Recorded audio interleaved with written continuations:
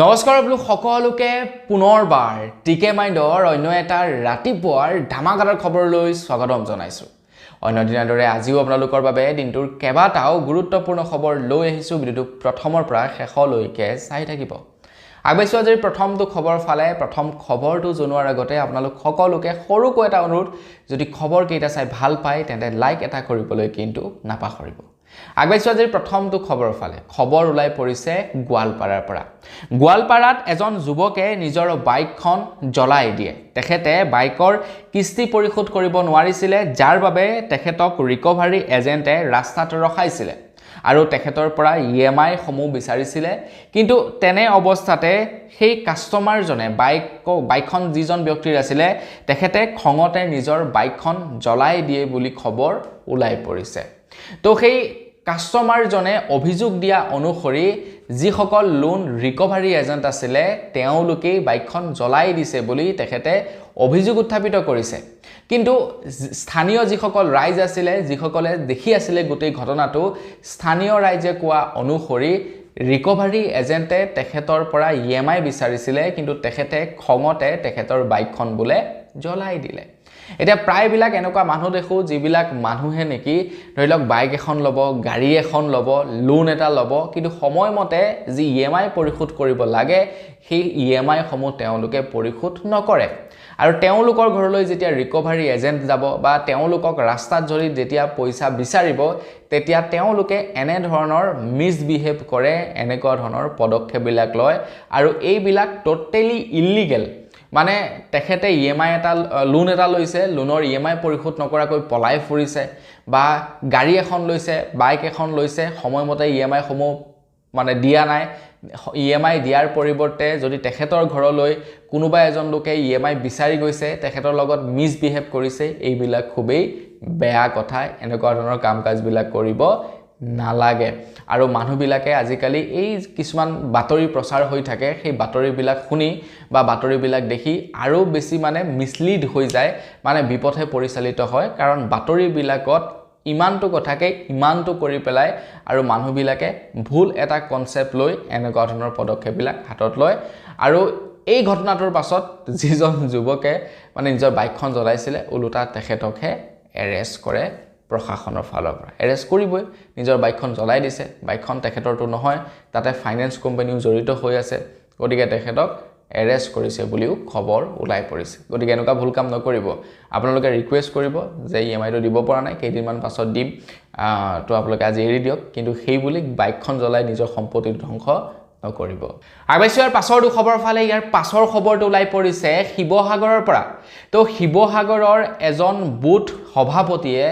বানপীড়িত এগৰাকী মহিলাৰ ওপৰত প্ৰহাৰ কৰে বুলি খবৰ ওলাই পৰিছে। তো মহিলাগৰাকী বানাক্ৰান্ত আছিলে। তো তেখেতে চৰকাৰৰ পৰা যি সাহায্য পাব লাগে সেই সাহায্য পোৱা নাই, যাৰ বাবে নেকি মহিলাগৰাকীয়ে বুথ সভাপতিৰ ওচৰলৈ গৈছিলে যে মই সাহায্য পাব লাগে, মই সাহায্য কিয় পোৱা নাই। ইয়াক লৈ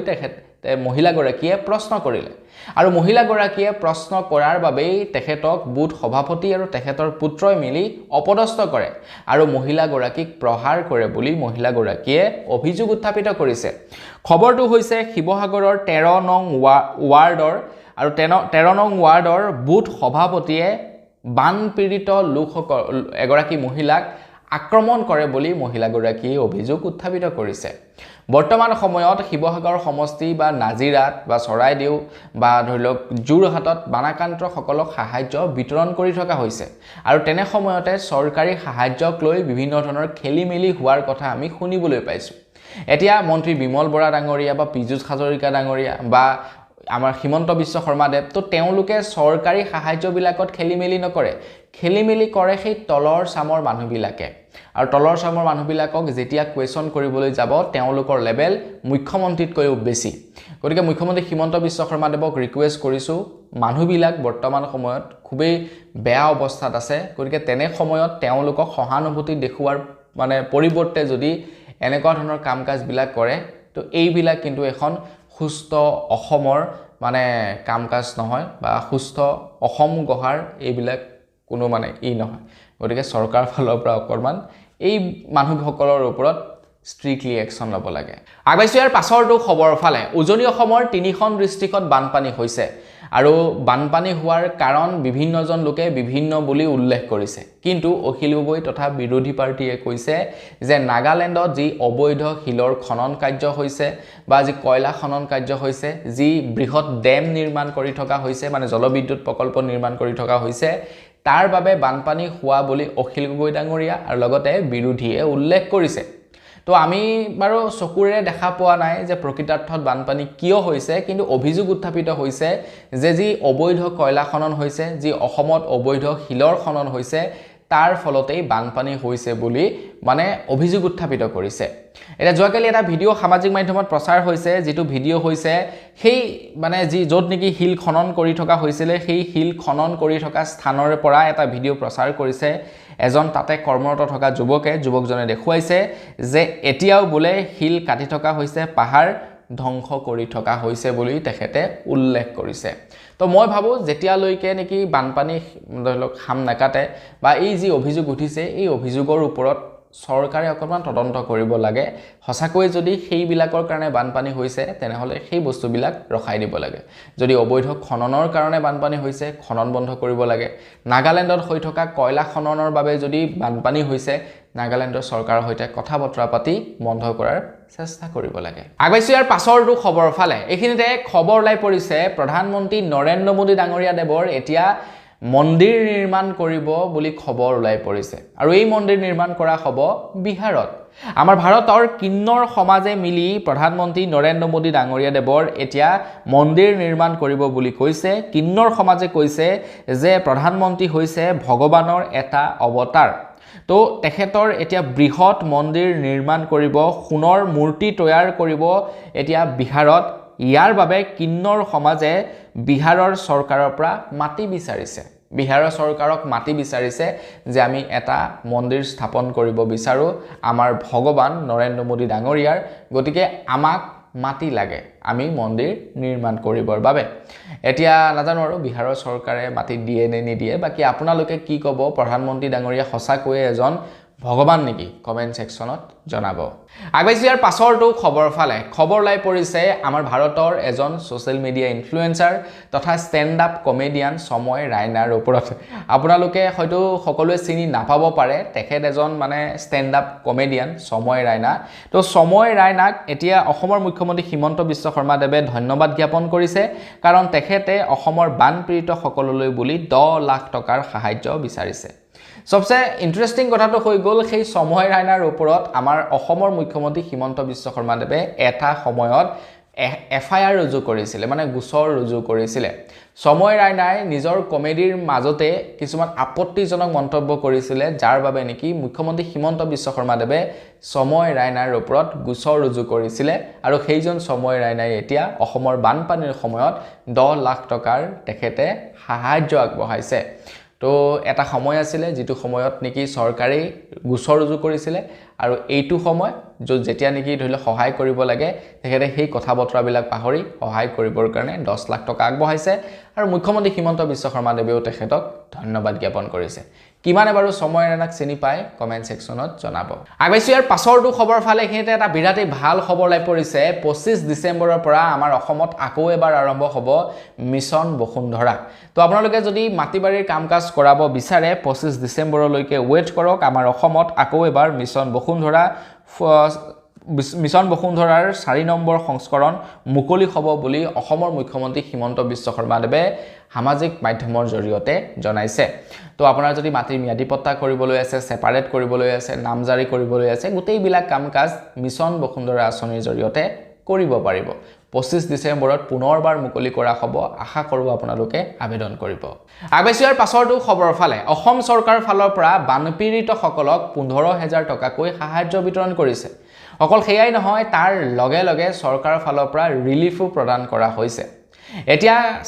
কৃষক মুক্তি সংগ্ৰাম সমিতিৰ তৰফৰ পৰা অভিযোগ উত্থাপিত কৰিছে যে যিখন 15,000 টকাৰ লিষ্ট প্ৰস্তুত কৰা হৈছে সেই লিষ্টখনত অনিয়ম বেমেজালি হৈছে কৃষক মুক্তি সংগ্ৰাম সমিতিৰ সাধাৰণ সম্পাদক বিদ্যুৎ শইকীয়াই যোৱাকালি প্ৰতিবাদ সাব্যস্ত কৰি কয় যে যিখন মানে লিষ্ট প্ৰস্তুত কৰা হৈছে যি সাহায্য দিয়া হৈছে তাত এনেকুৱা মানুহৰ নামো সাঙুৰ খাই পৰিছে যিবিলাক মানুহৰ বানপানীয়ে হোৱা নাই আৰু এই লিষ্টখন প্ৰস্তুত কৰোতে কোনজন বিজেপিৰ মানুহ কোনজন কংগ্ৰেছৰ মানুহ এই বস্তুটো পৰীক্ষা কৰিহে লিষ্টত বোলে নাম ভৰ্তি কৰোৱা হৈছে বুলি অভিযোগ উত্থাপিত কৰিছে কৃষক মুক্তি সংগ্ৰাম সমিতিৰ সাধাৰণ সম্পাদক বিদ্যুৎ শইকীয়াই আৰু এই কথা অখিল গগৈ ডাঙৰীয়াদেৱে অভিযোগ উত্থাপিত কৰিছিলে যে মানুহ চাইহে লিষ্ট বনাইছে য'ত নেকি বানপানী নোহোৱা মানুহৰো নাম সোমাই পৰিছে আগবাইছো ইয়াৰ পাছৰটো খবৰ ফালে ইয়াৰ পাছৰ খবৰটো ওলাই পৰিছে বৰপেটা ডিষ্ট্ৰিক্টৰ পৰা বৰপেটা ডিষ্ট্ৰিক্টত যিসকল টমটম চালক আছে তেওঁলোকৰ কাৰণে এটা ভাল খবৰ ওলাই পৰিছে টমটম চালকসকলে হয়তো এতিয়া ষ্টেট গভৰ্ণমেণ্টৰ যিবিলাক ৰাস্তা আছে ৰাস্তাবিলাকত টমটম চলাব পাৰিব টমটম চালকসকলৰ বাবে বৰপেটাত কিছু নিয়ম বান্ধি দিছিলে যে তেওঁলোকে নেশ্যনেল হাইৱেত চলাব নোৱাৰিব মেইন ৰোডত তেওঁলোকৰ টমটমসমূহ উঠাব নোৱাৰিব এনেকুৱা কিছু নিয়ম বান্ধি দিছিলে আৰু এই নিয়মটো অসমৰ প্ৰায় কেইখন ডিষ্ট্ৰিক্টতে প্ৰযোজ্য হয় এতিয়া বৰপেটাৰ টমটম চালকসকলে চেয়াৰমান আলী আহমেদ ডাঙৰীয়াক লগ ধৰে আৰু তেখেতক গোটেই ঘটনাবিলাকৰ বিষয়ে বুজাই কয় তো চেয়াৰমান আলী আহমেদে তেওঁলোকক আশ্বাস দিছে যে নেশ্যনেল হাইৱেটো উঠাব নোৱাৰে সেইটো বাৰু বেলেগ কথা কিন্তু ষ্টেট গভৰ্ণমেণ্টৰ ৰাস্তাসমূহত তেওঁলোকে টমটমবিলাক উঠাব পাৰিব বা চলাব পাৰিব এটা টমটম চালকসকলৰ অলপমান অটপালিও নথকা নহয় অটপালি কৰে তেওঁলোকে কিন্তু তাৰ পাছতো তেওঁলোকে প্ৰত্যেক মাহে 6-7 হাজাৰ টকাৰ ইএমআই পৰিশোধ কৰিব লাগে গতিকে তেওঁলোকক যদি মানে ভাল জায়গাত তেওঁলোকৰ টমটমখন চলাবলৈ নিদিয়ে মানুহ থকা জায়গাত তেওঁলোকৰ বহুত অসুবিধা হ'ব তো সেইবিলাকো চিন্তা কৰিব লাগিব চৰকাৰে নেকি আগবাইছৰ পাছৰটো খবৰ ফালে এখিনি খবৰ লাই পৰিছে উজনি অসমৰ বানাকান্ত্ৰসকলৰ ওপৰত তো উজনি অসমৰ বানাকান্ত্ৰসকলে কিমান টকাৰ এতিয়া সাহায্য লাভ কৰিব মন্ত্ৰী বিমল বৰা ডাঙৰীয়াদেৱে জনাইছে যিসকল সৰ্বশ্ৰান্ত হৈছে যিসকলৰ সকলোবিলাক হেৰাই পৰিছে তেওঁলোকক 3,50,000 টকা দিব যিসকল নেকি সাধাৰণভাৱে ক্ষতিগ্ৰস্ত হৈছে তেওঁলোকক 1,78,000 টকা প্ৰদান কৰা হ'ব যিসকলৰ ঘৰ সম্পূৰ্ণৰূপে ভাঙি পৰিছে তেওঁলোকক 1,20,000 টকা ঘৰ যিসকলৰ আসবাব নষ্ট হৈছে তেওঁলোকক 1,20,000 টকা দিব যিসকলৰ গৰু মৃত্যু হৈছে তেওঁলোকক 37,500 টকা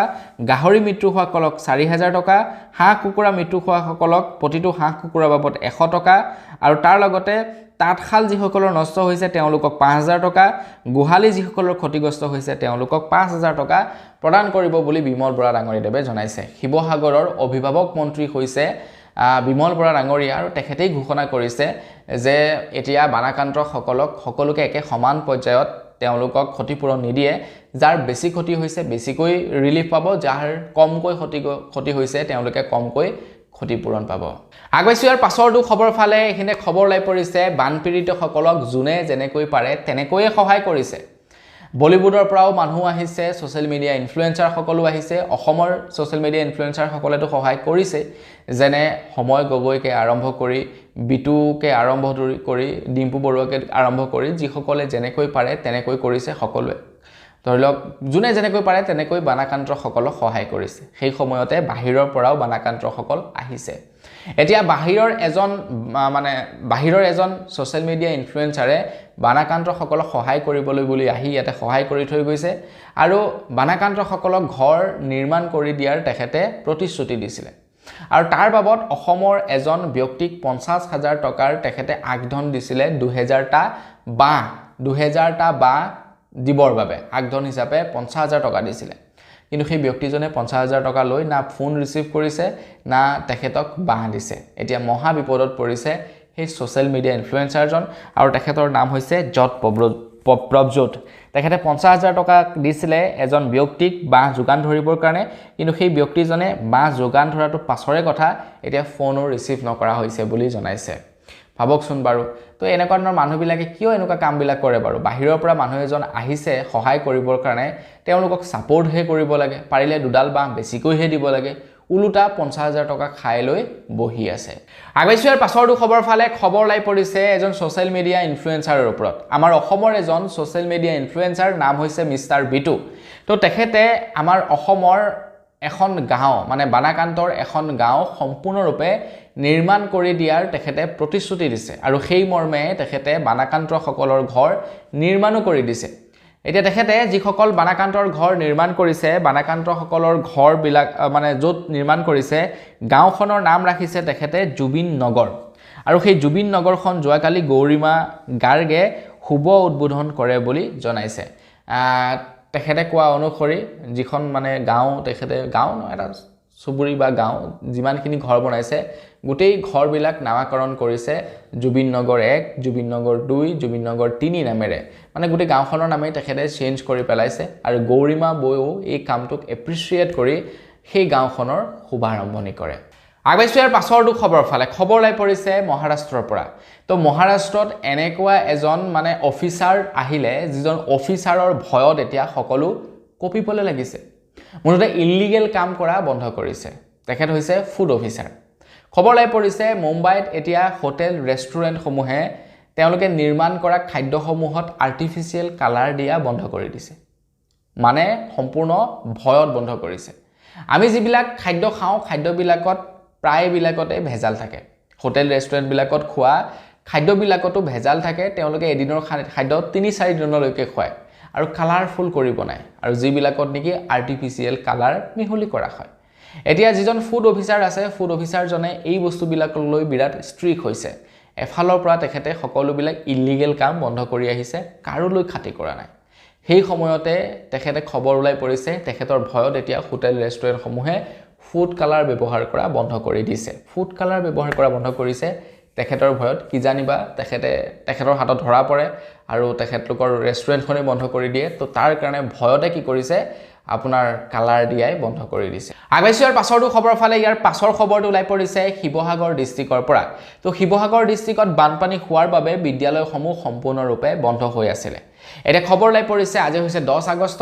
আগষ্ট তাৰিখৰ পৰা বিদ্যালয়সমূহ খুলিছে বুলি খবৰ লাইছে গতিকে আপোনালোকৰ তাত যদি পানীৰ প্ৰভাৱ কমিছে ল'ৰা ছোৱালীক যদি বিদ্যালয়লৈ পঠিওৱা নাই পঠিওৱা আৰম্ভ কৰি দিয়ক 10 আগষ্ট অৰ্থাৎ আজিৰে পৰা বিদ্যালয়সমূহ খুলি দিয়া হৈছে সম্পূৰ্ণৰূপে আগবাইছো ইয়াৰ পাছৰটো খবৰ ফালে এখানে খবৰ লাই পৰিছে ৰেচন কাৰ্ড থকা সকলৰ বাবে আজি হৈছে 10 আগষ্ট আৰু আজিৰে পৰা ৰেচন কাৰ্ড থকা সকলক চেনি আৰু দালি অসম চৰকাৰ ফালৰ পৰা বিতৰণ কৰিব আজিৰে পৰা আজি হৈছে 10 আগষ্ট তো আপোনালোকেও যদি ৰেচন সামগ্ৰী লাভ কৰে তেনেহলে ৰেচন কাৰ্ডৰ জৰিয়তে এতিয়া অসম চৰকাৰ ফালৰ পৰা যি চেনি আৰু দালি দিয়ে এই চেনি দালি আজিৰে পৰা আপোনালোকে লাভ কৰিব আগবাইছো ইয়াৰ পাছৰটো খবৰ ফালে খবৰ লাই পৰিছে শিৱসাগৰ ডিষ্ট্ৰিক্টৰ পৰা বা বানাকান্ত্ৰ সকলৰ ওপৰত তো বানাকান্ত্ৰ কিছুমান মানুহে এতিয়া বোলে 15,000 দুবাৰকৈ লাভ কৰিছে মানে বানাকান্ত্ৰ সকলক অসম চৰকাৰ ফালৰ পৰা 15,000 টকাকৈ বিতৰণ কৰিছে আৰু কিছুমান মানুহে কি কৰিছে মানে তেখেতৰ নাম দুজেগাত ভৰ্তি কৰি ৰাখিছে বা দুটা বেংক একাউণ্ট দি তেখেতে বা কিছুমানে কি কৰিছে দুটা বেংক একাউণ্ট দিছে বেলেগ বেলেগ আৰু নামটো একেটাই আছে এনেকুৱা বেমেজালি কৰিছে কোনোবাই আকৌ বানপানী নোহোৱাকৈ পইচা লৈছে মন্ত্ৰী বিমল বৰা ডাঙৰীয়াই কৈছে সকলোবিলাকৰ ওপৰত তদন্ত হ'ব যিসকলে নেকি এঘৰতে দুজন ব্যক্তিয়ে 15,000 টকা লৈছে পানী নোহোমোৱাকৈ যিসকলে সাহায্য লৈছে তেওঁলোকৰ বিৰুদ্ধে এতিয়া তদন্ত চলিব বুলি বিমল বৰা ডাঙৰীয়াদেৱে ঘোষণা কৰিছে আগবাইছো ইয়া একেবাৰে হেখৰটো খবৰ ফালে খবৰ লাই পৰিছে অসমৰ মুখ্যমন্ত্ৰী হিমন্ত বিশ্ব শৰ্মাদেৱে ঘোষণা কৰিছে যে বানাকান্ত্ৰ ৰাইজসকলৰ ওপৰত এতিয়া সাৰ্ভে চলিব বুলি জনাইছে মানে কাৰ কিমান ক্ষতি হৈছে এইবিলাকৰ ওপৰত সাৰ্ভে চলিব যেহেতু বানাকান্ত্ৰ সকলক মানে আৰ্থিক অনুদান আগবঢ়াব লাগিব মুখ্যমন্ত্ৰী হিমন্ত বিশ্ব শৰ্মাদেৱে কৈছে যে 30 আগষ্টলৈ এপৰ জৰিয়তে আমাৰ অসমৰ বানাকান্ত্ৰ সকলৰ মানে সাৰ্ভে চলিব বুলি জনাইছে চাৰিখন ডিস্ট্ৰিক্টৰ চৰাইদেউ শিৱসাগৰ যোৰহাট আৰু গোলাঘাট এই চাৰিখন ডিস্ট্ৰিক্টৰ মানুহবিলাকৰ মাজত সাৰ্ভে চলিব আৰু 10 সেপ্টেম্বৰৰ ভিতৰত তেওঁলোকে ক্ষতিপূৰণ লাভ কৰিব বুলি জনাইছে আৰু ক্ষতিপূৰণ কিমান কি দিব আপোনালোকক পূৰ্বতে জনালোৱে বিমল বৰা ডাঙৰীয়াদেৱে ঘোষণা কৰিছে কোনে কিমান ক্ষতিপূৰণ পাব তো বন্ধুবান্ধৱ সকল বস আজি ভিডিঅ জনাবলৈ খবৰ ইমান কেইটা আছিল খবৰকেইটা জানি কেনে ফালে কমেন্ট সেকশনত জনাব যদি ভাল লাগিলে লাইক এটা কৰি থৈ যাব চেনেলটো যদি সাবস্ক্ৰাইব কৰা নাই সাবস্ক্ৰাইবটো কৰি ল'ব পুনৰ লগ পোৱাৰ ভিডিঅ' মাগিছো ধন্যবাদ জয় অসম